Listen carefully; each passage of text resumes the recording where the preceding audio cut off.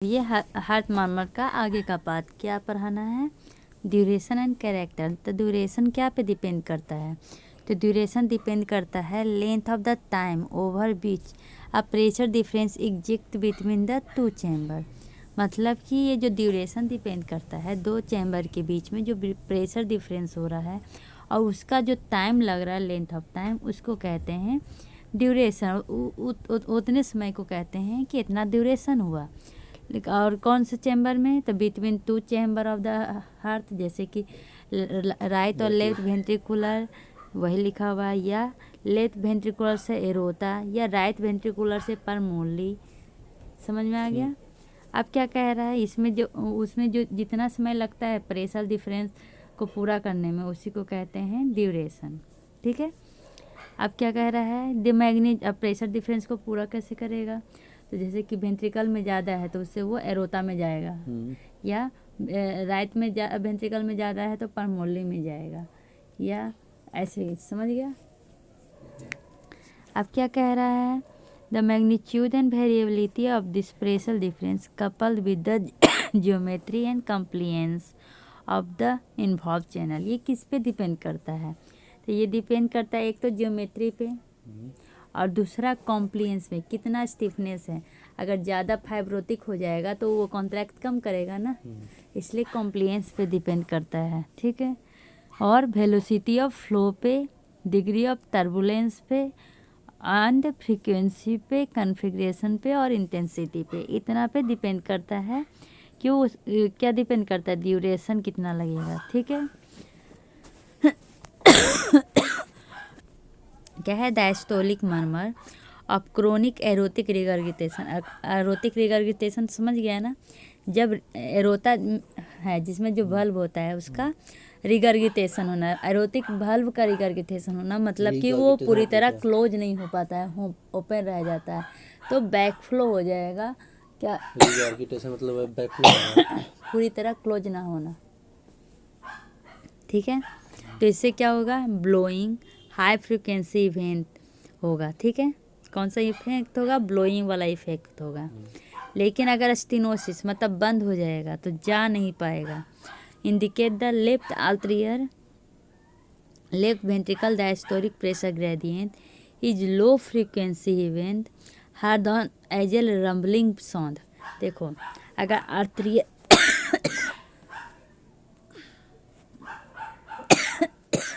क्या कह रहे हैं, देखो आल्ट्रियर रिगर्गिटेशन होगा तो पीछे की ओर जाएगा ब्लड, तो तुमको कैसा साउंड सुनाई देगा, ब्लोइंग वाला साउंड सुनाई देगा। ठीक है, ब्लो कर रहा है। एस्टिनोसिस में कैसा साउंड सुनाई देगा, रंबलिंग साउंड, स्ट्रगल कर रहा है जाने के लिए। ठीक है। तो समझ में आगे दोनों में कौन सा साउंड सुनाई देगा। ठीक है। अब क्या कह रहा है, systolic murmur of the stenosis. अब क्या कह रहा है, coarse systolic murmur of aortic stenosis. Aortic stenosis का में भी higher pitch and more acoustic pure at the apex. कह रहा है ना कि ये कौन सा साउंड, स्टेनोसिस जो साउंड होता है वो एपेक्स पे ज़्यादा सुनाई देता है। मैट्रियल साउंड भी एपेक्स पे ज़्यादा सुनाई देता है। ठीक है, इसलिए ये ऐसे याद कर सकता है कि मैट्रियल वाल्व एपेक्स पे सुनाई देता है और कौन सा, तो स्टेनोसिस। ठीक है, क्योंकि मैट्रियल वाल्व स्टेनोसिस ही कहा है जहाँ तक मैंने याद है, नहीं एरोटिक कहा है। फिर भी एरोटिक कहाँ पे सुनाई देता है ज़्यादा, तो एपेक्स पे, स्टेनोसिस। ठीक है, ये तुम एक जगह लिख लेना तभी समझ में आएगा। एक तरफ लिख लेना मैट्रियल स्टेनोसिस, एरोटिक स्टेनोसिस, ऐसे चारों लिख के डिफ्रेंशिएट कर लेना तो ज़्यादा अच्छा से याद होगा। तो इस इफेक्ट को जो साउंड सुनाई देता है उसको कहते हैं गलावर्दिन इफेक्ट। ठीक है, कहाँ, गलावर्दिन इफेक्ट में क्या है, एपेक्स में हमें क्या सुनाई देता है, हाई पिच साउंड सुनाई देता है। ठीक है, मैट्रियल स्टेनोसिस के कारण उसको कहते हैं गलावर्दिन इफेक्ट। अब क्या कर रहा है, some murmur may have distinct और unusual quality such as honking sound appreciated in some patient of with mitral regurgitation due to mitral valve prolapse. क्या कह रहा है, कभी कभी अनयूजुअल साउंड सुनाई देता है हॉन्किंग, किस में, तो मैट्रियल रिगर्गिटेशन में। देखो सबका बता रहा है, मैट्रियल रिगर्गिटेशन में हॉन्किंग सुनाई दिया है। ये एरोटिक स्टेनोसिस में कैसा इफेक्ट हुआ है, तो गलाडियन इफेक्ट हुआ है, ठीक है, और एपेक्स पे आवाज़ सुनाई दिया है। फिर और ये एरोटिक रिगर्गिटेशन में ब्लोइंग, और मैट्रियल स्टेनोसिस में कैसा, तो ये कैसा था, रंबलिंग, हाँ रंबलिंग साउंड। समझ में आया? तो चारों का हो गया, तो एक जगह लिख लेना ज़्यादा अच्छा रहेगा। समझ में आया? अब क्या कह रहा है, चारों का साउंड चार होता है। देखो जैसे मैट्रियल वर्ब है तो mitral valve regurgitation, mitral valve stenosis. Aortic है तो एरोटिक वर्ब रिगर्गिटेशन और एरोटिक वर्ब स्टेनोसिस। इतना होता है, इतना का साउंड दिया हुआ है, ठीक है। अब क्या कह रहा है, configuration of the heart murmur may be described as crescendo, decrescendo, crescendo, decrescendo और प्लेटिव। जो मरमर होता है ना वो चार चीज़ पे डिपेंड करता है। इसका मैं एक बताती हूँ, क्रिस्केंडो, डिस्क्रेंडो, क्रिस्केंडो, डिस्क्रेंडो और प्लेटिव। चार मरमर होता है, चार तरह का, ठीक है। तो तुमको AR में एरोटिक रिगर्गिटेशन में कैसा मरमर सुनाई देगा, तो डिस्क्रेंडो मतलब कम हो रहा है, ठीक है।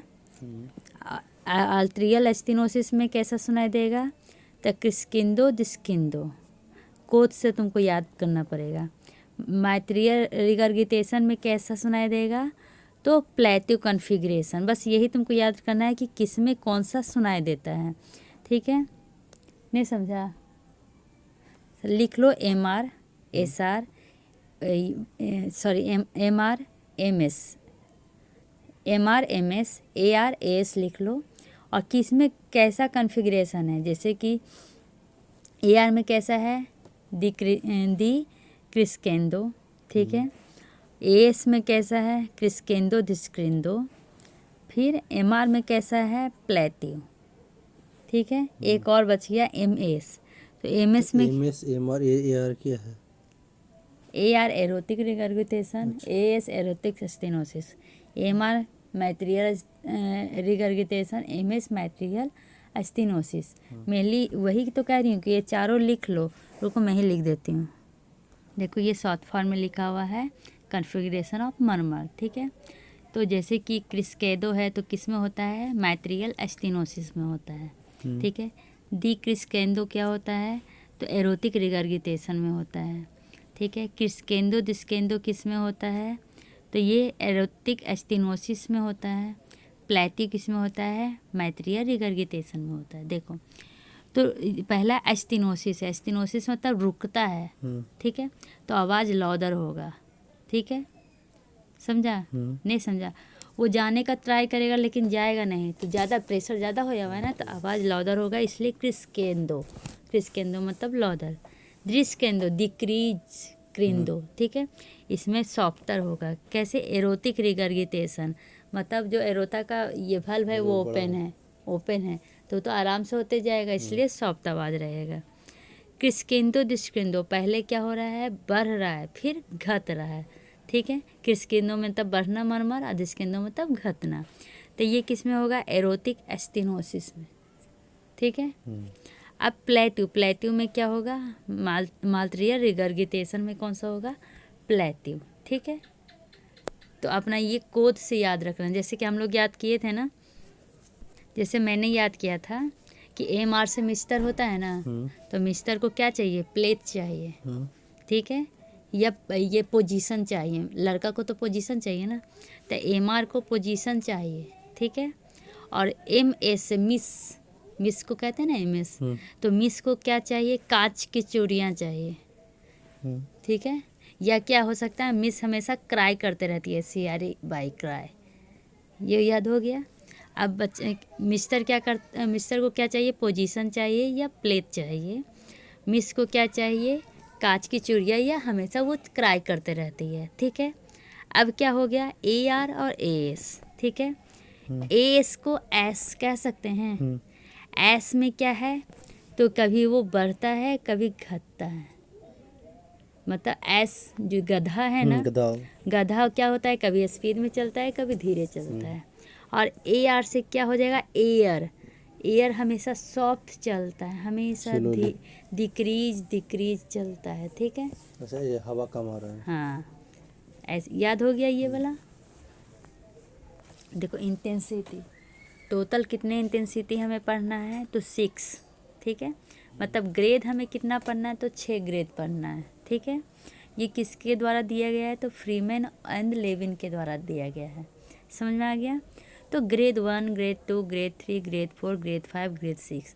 अब क्वेश्चन आ जाएगा कि मरमर विथ थ्रिल कौन से ग्रेड में आता है, तो 4 में आएगा, ठीक है। अब याद करने का, सबसे ग्रेड पहला में है, जब अस्कल्टेशन करेंगे ना तो हल्का मरमर सुनाई देगा, फेंट मरमर, ठीक है, ठीक है। ग्रेड 2 में क्या हो जाएगा, आराम से सुनाई दे देगा, इजीली ऑडिबल, लेकिन लॉud नहीं रहेगा। थर्ड में क्या रहेगा, इजीली ऑडिबल, लॉud मरमर रहेगा, लेकिन उसमें थ्रिल नहीं रहेगा, कपकपावर नहीं रहेगा। चौथा में क्या रहेगा, कपकपावर रहेगा, थ्रिल रहेगा। पाँचवा में क्या रहेगा, तुमको स्टेथोस्कोप लगाने की ज़रूरत नहीं है, ऐसे ही मरमर ऑडिबल है, क्या मरमर ऑडिबल स्टेथोस्कोप, ठीक है। ग्रेड 6 में क्या हो जाएगा कि मरमर तो ऑडिबल होता ही है और साथ में थ्रिल भी बिना स्टेथोस्कोप के कर सकते हैं, ठीक है। बस यही था ग्रेडिंग, समझ में आया ग्रेडिंग। देखो वही है यहाँ पे इंटेंसिटी, बस पढ़ लिया। 1 से 6 तक होता है। ग्रेड 1 में soft, heard with only with great effort, ठीक है। सेकंड में इजीली हियर्ड लेकिन लॉud नहीं होगा। थर्ड में लॉud होगा लेकिन थ्रिल नहीं होगा। 4 में थ्रिल होगा। फिफ्थ में ये लॉud होगा, बिना स्टेथोस्कोप के सुन सकते हैं। 6 में बिना लॉud, दोनों बिना स्टेथोस्कोप के सुन सकते हैं। लेकिन इसमें कब कभी होता है 6 में? हाँ वही दोनों, मतलब कि एक थ्रिल भी और लॉudनेस भी, दोनों से ये याद हो गया। मरमर ऑफ द ग्रेड 3 और greater intensity signify important of structure है। 3 से अगर ज़्यादा हो गया, उसमें भी लिखा हुआ था, इसका मतलब कि उसको स्ट्रक्चर हार्ट डिजीज स्टार्ट हो गया है, ठीक है। तो अब कह रहा है कि कैसे, तो देखो स्मॉल वेंट्रिकुलर VSD एक डिफेक्ट का नाम है, वेंट्रिकुलर सेप्टल डिफेक्ट। ये कब होता है, ग्रेड 4 और ग्रेटर रहता है। ग्रेड 4 आएगा ना तो VSD डिजीज होगा, ठीक है। AHD भी ऐसे ही सुनाई देता है, कब, AHD और VHD में डिफरेंस देखो। जो VSD वेंट्रिकुलर सेप्टल डिफेक्ट है वो लॉud होता है, ठीक है। यूजुअली ग्रेड 4 और उससे ज़्यादा आता है। इसमें क्या होता है, इंजेक्शन होता है। वेंट्रिकुलर है तो इंजेक्शन तो होगा, ठीक है। लेकिन जो AHD, इंजेक्शन मतलब? इंजेक्शन भूल गया। अच्छा हाँ ठीक है, सी से ठीक है, आरटी में जाएगा। हाँ अरोटा में। अरोटा में, हाँ। AHD लो इंटेंसिटी का रहता है। आर्ट्रियल सेप्टल डिफेक्ट, मतलब सेप्टल डिफेक्ट कहने का क्या मतलब है, देखो दो, मतलब कि 2 आर्टरी के बीच में ये सेप्ट है, तो सेप्टम है, तो ये इसमें क्या होगा, छेद हो जाएगा, ठीक है। 2 वेंट्रिकल के बीच में एक सेप्टम है, इसमें छेद हो जाएगा, तो इसी को कहते हैं डिफेक्ट होना, सेप्टम डिफेक्ट। आर्ट्रियल में होगा तो आर्टरी का डिफेक्ट, और वेन में होगा तो वेन का डिफेक्ट। समझ में आ गया।